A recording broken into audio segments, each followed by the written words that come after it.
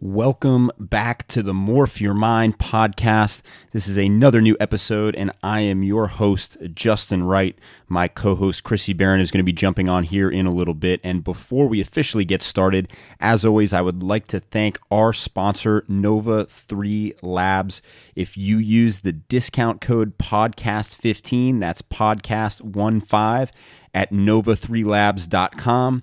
You can save yourself some cash on some of the best performance supplements on the market, anything ranging from adrenal fatigue and adrenal support to focus and performance to post-workout recovery to sleep. Anything that you need, they have it. Use that code, save some cash. So for today, we're going to be discussing the balance between being grateful but not being satisfied with your current position. And this is often the yin and yang of success. We need to be able to be reflective and appreciate the things that we have and the opportunities we've been given, but it is equally important that we look to the future and we're continuing to make forward progress. We don't want to be stagnant. We don't want to stay where we are. It's always about focusing on the future, but also being able to put things in perspective. And this is an incredibly important balance for any of you who are trying to be successful, who have big dreams, big goals. If you're trying to build something, if you're trying to make it as an athlete, if you're trying to build a business, whatever it may be, whatever projects you're working on, this balance is going to be critical for you to understand.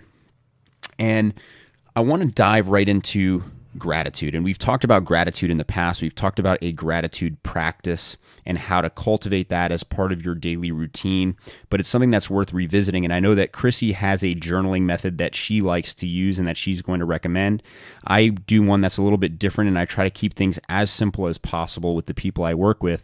But you may have heard of the concept of bullet journaling, and it was also something that was discussed in James Clear's recent book, Atomic Habits, in his habit journal.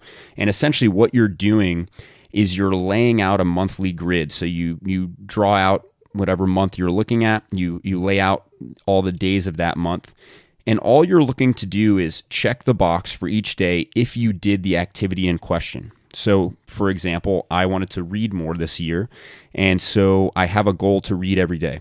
And I don't necessarily give myself a set number of pages or a set amount of reading to do.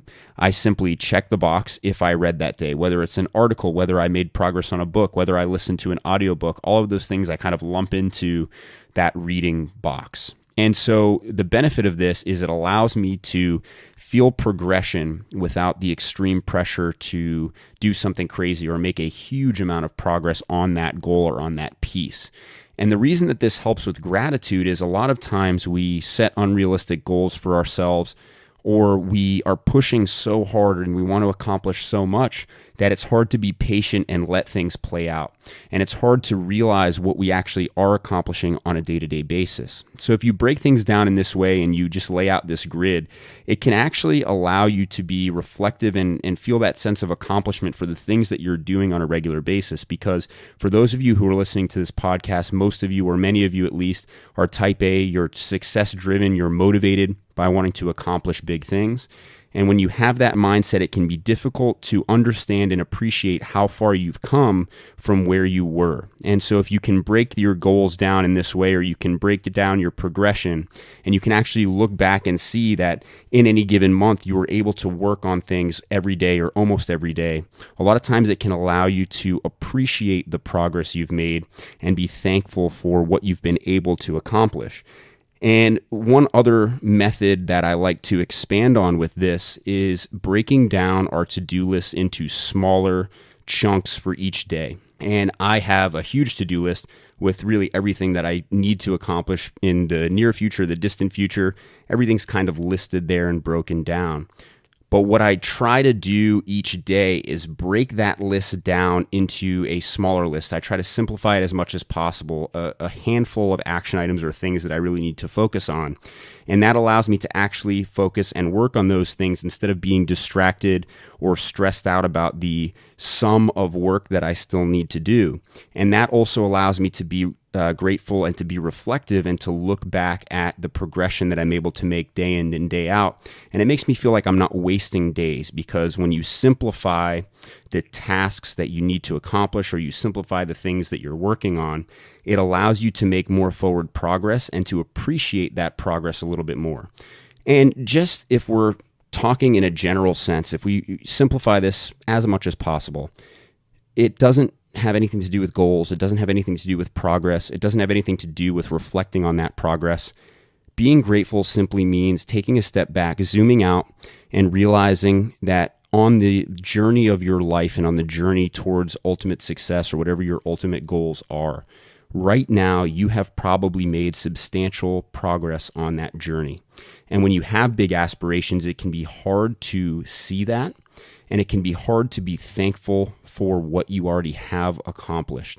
And furthermore, it can be hard sometimes to be grateful for what you have around you and the support system that you have around you. Because right now, many of you listening, I'm sure, have family and friends who have supported you on your journey and who have played an integral role in you being able to do what it is that you want to do, whether it's parents helping put you through school and support you on that journey, whether it's friends who, lend an ear when you need to talk through a career decision or lay out an idea or a plan that you have. Those people are in your life and they support you. And at the simplest base sense, in the simplest way possible, we live in a world of opportunity. The modern world and the modern era allows people to do and be really whatever they want to be and become whoever they want to be, because there are so many opportunities, because we're so interconnected. And most of you listening to this podcast right now, I can guarantee, are better off than many people in this world. You have a roof over your head, you have food, you have water, you have people who love and care about you. And it can be difficult sometimes to step back and really understand that. But I want you to just take some time after you listen to this podcast today, and I want you to reflect on the people and the things that you're thankful for having in your life, those blessings that we can often take for granted, especially because the modern world is moving so fast and because we often want to accomplish so much that it can be difficult to understand and appreciate what we actually have here in front of us right now in the present moment. And a good segue question before we actually start talking about the need for dissatisfaction and the need for forward progress. And that question is, why are you busy? Why are you doing what you do? So for those of you who are high achievers, for those of you who may have trouble taking a step back, zooming out, and being grateful, I want you to ask yourself why it is that you do everything that you do. Why do you have such big goals? Why do you have such big dreams? What motivates you under the surface? And this goes all the way back to one of our original episodes of Finding Your Why and really thinking about what it is that drives you. And maybe that's supporting for your family. Maybe you want to prove to yourself that you can accomplish some difficult or seemingly impossible task. Find your underlying motivation and ask yourself that question, because that is going to help determine how you move forward, especially when you're pursuing bigger goals and bigger dreams. And so while it's important to be grateful, there's a distinction between gratitude and stagnation that I need you to understand. And it's critical that in being grateful, we don't become complacent. We don't become comfortable with where we are in life. And while we all have countless blessings and there are so many things to be grateful for, it's also important that there's always that carrot on a stick in front of us. There's always that motivating factor that's driving us to be better tomorrow than we were today. And you can't lose that hunger, because the world is constantly moving around us. And I've said this before, but it's worth reiterating. There's no such thing as just standing still in life, right? The current is moving, the river is moving, and you're either going to move with it or you're going to get swept away. You need to be able to move and make forward progress at all times, because there's no such thing as just staying in place.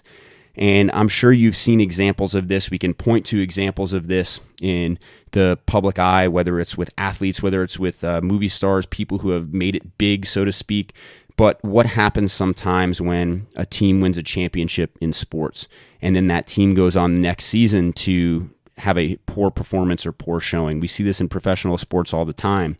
And this often happens because the people who win get too comfortable following that win, and they believe that because it happened, it can easily happen again. And that's where this becomes a slippery slope and where we need to really dig into this, because when you accomplish something great, it doesn't dissuade everybody else around you from wanting that same thing. And so we're talking about sports, if you win the championship, if you win the title, there are going to be people now gunning for you, and there is a target on your back. And so it's important to understand that just because you've done something or accomplished something once, it does not guarantee that you're going to have the ability to do that again. And it does not guarantee that people are not going to be working twice as hard now to take that from you. And life is not necessarily always a zero-sum game, but it's important to have the mindset that we can't be satisfied with our performance. As soon as you accomplish something great, as soon as you take that big step, it's important to go back to the drawing board, to reevaluate, and to understand what you can do to improve your performance the next time around. We see this sometimes with movie stars or people in Hollywood or music, film, whatever it may be. They get a big role or they release a big album or they have a big moment, and then they kind of fade away. And just because they are so comfortable and they are so satisfied with their accomplishment that they let that cloud their judgment and they let that slow them down from making continued forward progress. And it's important to celebrate the wins. It's important to be happy and to be thankful for the big moments that come along. And I encourage you, if you do have those big moments, if you do have those big wins, celebrate in some way, but don't let that celebration become a lifestyle. Don't let that celebration extend into the coming days and coming weeks, and don't let that celebration prevent you from remaining hungry and continuing to drive forward. Because it is important to celebrate our wins. It is important to enjoy the fruits of our labor, but we should also always have our eyes set on the future and continue to focus on our goals. And one of the important steps of goal setting that often goes ignored or doesn't really get talked about that much is what happens when you accomplish your goals. What happens when you make it or when you do that thing you wanted to do?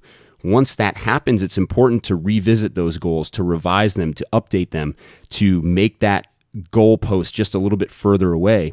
Because once you accomplish that thing, you now have momentum on your side to continue to accomplish great things.